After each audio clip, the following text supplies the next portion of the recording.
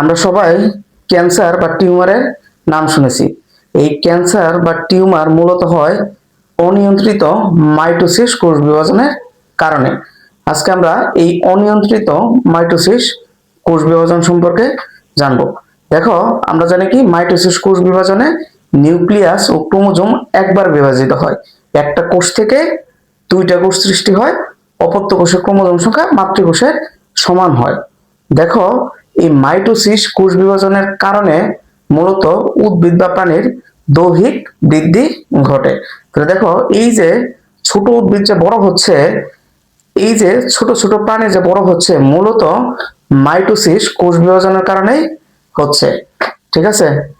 তাহলে এই যে উদ্ভিদ যেমন নির্দিষ্ট একটা সীমা পর্যন্ত বড় হওয়ার পরে বড় হয় না, প্রাণীও নির্দিষ্ট সীমা পর্যন্ত বড় হওয়ার পরে বড় হয় না। তাহলে এই যে বৃদ্ধিটাকে কেউ না কেউ নিয়ন্ত্রণ করতেছে। তাহলে এই যে মাইটোসিস কোষ বিভাজন নিয়ন্ত্রণ করতেছে কিছু প্রোটিন, এইগুলাকে বলে কি? মাইটোসিস কোষ বিভাজন নিয়ন্ত্রণকারী প্রোটিন। দেখো, এটা যদি একটা কোষ হয়, একটা কোষ থেকে দুইটা কোষ সৃষ্টি হবে, এই দুইটা থেকে আবার চারটা কোষ সৃষ্টি হবে, আবার এই চারটা থেকে আটটা কোষ সৃষ্টি হবে। এইভাবে কোষের সংখ্যা বৃদ্ধিপ্রাপ্ত হয়। মূলত একটা কোষ থেকে দুইটা কোষ সৃষ্টি হবে। ঠিক আছে?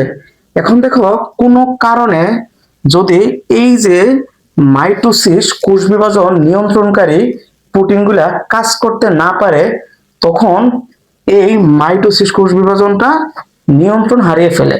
তখন একটা কোষ থেকে আর দুইটা কোষ সৃষ্টি হবে না, একটা কোষ থেকে ধীরে ধীরে অসংখ্য কোষ সৃষ্টি হবে। দেখো, তখন একটা কোষ থেকে অসংখ্য এরকম কোষ সৃষ্টি হবে, অসংখ্য কোষ সৃষ্টি হবে।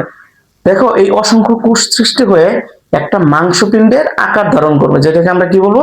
টিউমার বলবো। তাহলে এটা যদি মাংসপিণ্ডের আকার ধারণ করে, তখন আমরা একে কি বলবো? টিউমার বলবো। ঠিক আছে? এখন এই টিউমারটা আমাদের দেহের বিভিন্ন অংশ যখন ছড়াইয়া পড়বে, তখন আমরা সেটাকে কি বলবো? ক্যান্সার বলবো। ঠিক আছে? যখন টিউমার দেহের বিভিন্ন অংশ ছড়িয়ে পড়বে, তখন তাকে আমরা কি বলবো? ক্যান্সার বলবো। অনিয়ন্ত্রিত মাইটোসিস কোষ বিভাজনটা মূলত কিছু জীবাণুর কারণে, কিছু রাসায়নিক পদার্থের কারণে অথবা তেজস্ক্রিয়তার কারণে হয়ে থাকে। দেখো, তোমাদের বইয়ে জরায়ুর ক্যান্সার সম্পর্কে বলা আছে, তোমরা জরায়ুর ক্যান্সার সম্পর্কে জানবো।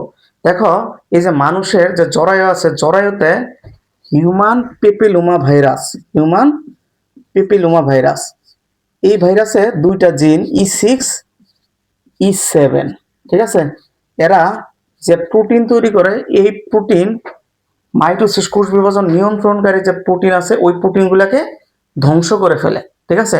যখন মাইটোসিস কোষ বিভাজন নিয়ন্ত্রণকারী প্রোটিনগুলা ধ্বংস করে ফেলবে, তখন এই কোষ বিভাজনটা নিয়ন্ত্রণ হারিয়ে ফেলবে, তখন অসংখ্য কোষ সৃষ্টি করবে, তখন জরায়ুতে মাংসপিণ্ডের মতো আকার ধারণ করবে, তখন জরায়ুতে টিউমার হবে।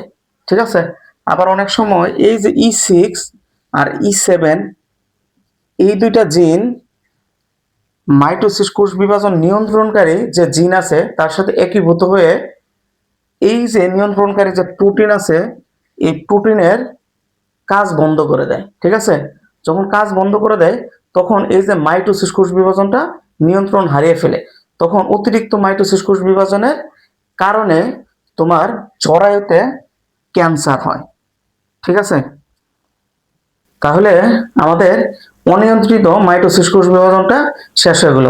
আশা করি সবাই বুঝতে পারছো। ধন্যবাদ।